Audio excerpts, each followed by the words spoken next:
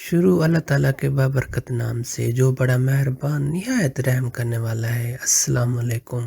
ایک آدمی کی یہ کیفیت تھی کہ وہ جلتی آگ میں ہاتھ ڈال دیتا تھا لیکن آگ اس کا کچھ بھی نہیں کرتی تھی۔ اس کے دوست نے پوچھا کہ یہ تو بتاؤ کہ جب آپ آگ کے اندر ہاتھ ڈالتے ہیں آگ آپ کو کچھ بھی نہیں کہتی، اس کا بالکل آپ کے ہاتھ پر کوئی اثر نہیں ہوتا۔ دوست نے کہا یہ ایک بڑی داستان ہے، پھر کبھی سنائیں گے۔ دوست نے کہا نہیں، دوست بھی بناتے ہو اور راز بھی چھپاتے ہو، پھر تو دوستی نہ ہوئی۔ جس سے راز چھپائے جاتے ہیں وہ دوست نہیں ہوتا، اور جو راز نہیں چھپاتا وہ دوست ہوتا ہے۔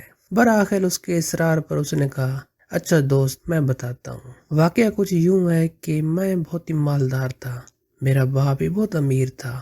میں نے جب جوانی کی دہلیز پر قدم رکھا تو اللہ تعالیٰ نے مجھے حسن بھی دیا، طاقت بھی دی اور قوت بھی دی۔ پھر ہوا یوں کہ ایک رات میں گرمی کے موسم میں اپنے بالا خانے پر ٹہلنے کے لیے رات کو گیا تو میں نے دیکھا کہ میرے سامنے والے گھر کی چھت پر ایک خوبصورت لڑکی ٹہل رہی تھی۔ اس کا چہرہ چاند میں ایسا چمکتا نظر آیا کہ میں وہیں پر دل دے بیٹھا، یعنی مجھے اس سے پیار ہو گیا۔ میں نے اس لڑکی سے کہا کہ میں تیرے قدموں میں دولت کا انبار لگا دوں گا، بس میں جو چاہتا ہوں وہ تو کر لے۔ لیکن لڑکی میری ایک بات بھی نہ سنی۔ دن گزرتے گئے، راتیں گزرتی گئیں، یعنی کہ زندگی گزرتی گئی۔ میں نے ملنے کی بہت کوشش کرتا رہا، دولت کی لالچ دیتا، مال کی لالچ دی، ہر چیز کی میں نے اس کو لالچ دی، لیکن وہ تھی کہ ٹس سے مس نہ ہوئی، یعنی اس نے میری ایک بھی نہ سنی۔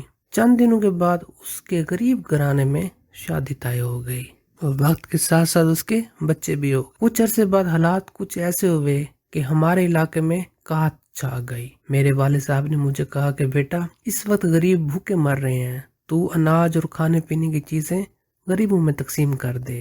تو میں سامان لے کے ایک جگہ پر جا کر بیٹھ گیا اور لوگوں کو کھانے پینے کی چیزیں تقسیم کرتا رہا۔ ایسے بھی میں نے دیکھا کہ جس لڑکی کو میں چاہتا تھا وہ لڑکی بھی قطار میں کھڑی ہے۔ میں نے اپنے نوکروں کو کہا تم لوگوں کو نپٹاؤ، میں ابھی آتا ہوں۔ میں نے اس لڑکی کو اشارہ کر کے اپنے پاس بلایا اور پوچھا کہ تو وہی لڑکی ہے، پھر اس قطار میں کیوں لگی ہوئی ہے؟ اس لڑکی نے کہا کہ او نوجوان، میں بچوں کی ماں ہوں اور میں ان کی بھوک نہیں دیکھ سکتی۔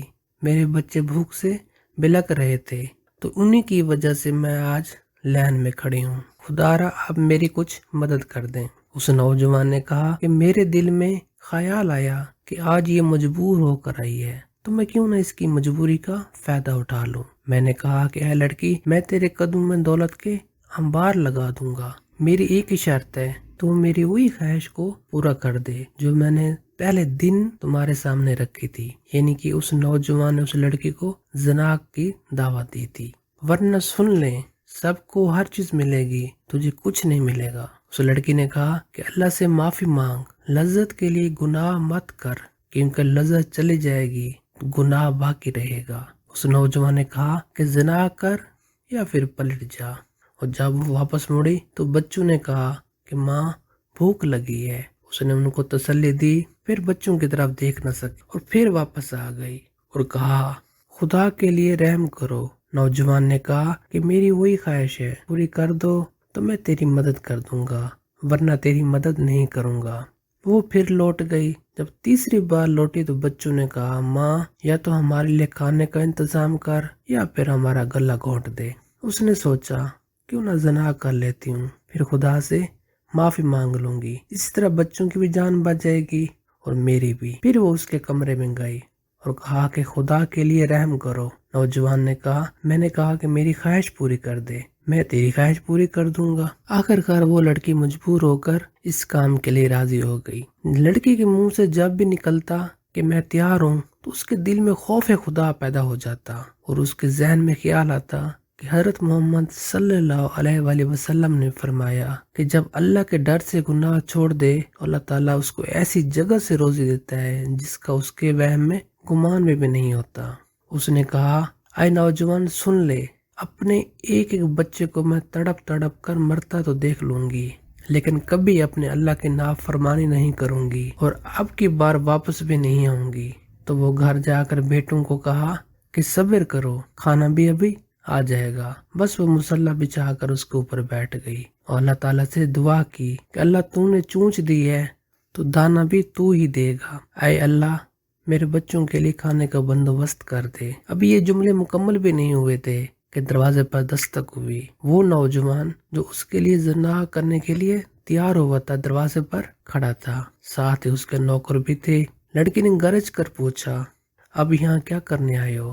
اس نوجوان نے کہا کہ مجھے معاف کر دیجئے، جب تو غریب ہو کر اللہ سے ڈرتی ہے تو میں مالدار ہو کر اللہ تعالیٰ سے کتنا ڈرنا چاہیے مجھے۔ اب میرا دل بدل چکا ہے، اب تو کیا میں کسی عورت کو بری نظر سے نہیں دیکھوں گا۔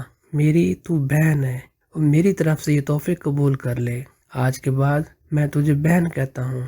لڑکی نے کہا رک جا، پھر شکر کا سجدہ کیا اور دعا کی کہ اے اللہ اگر یہ اپنے قول میں سچا ہے تو اس پر دنیا اور جہنم کی آگ حرام فرما دے۔ وہ نوجوان اپنے دوست سے کہتا ہے کہ اللہ سے ڈرنے والی اس لڑکی کی دعا کا اثر ہے کہ میں دنیا کی آگ میں آگ ڈالتا ہوں، یعنی کہ ہاتھ ڈالتا ہوں تو آگ میرے ہاتھ کوئی اثر نہیں کرتی، اور مجھے امید ہے کہ جہنم کی آگ بھی مجھ پر اثر نہیں کرے گی۔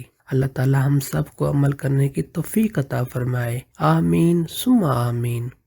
دوستو یہ تھی آج کی کہانی، امید ہے کہ آپ کو اچھی لگی ہوگی۔ ایسی اچھی مزیدار اور سبق آموز قصے کہانیاں سننے کے لیے میرے چینل کو ضرور سبسکرائب کریں اور نیچے دیے گئے بیل کے آئیکن پر لازمی کلک کریں، اس کو دوستوں کے ساتھ بھی لازمی شیئر کیا کریں۔ تب تک کے لیے اللہ حافظ۔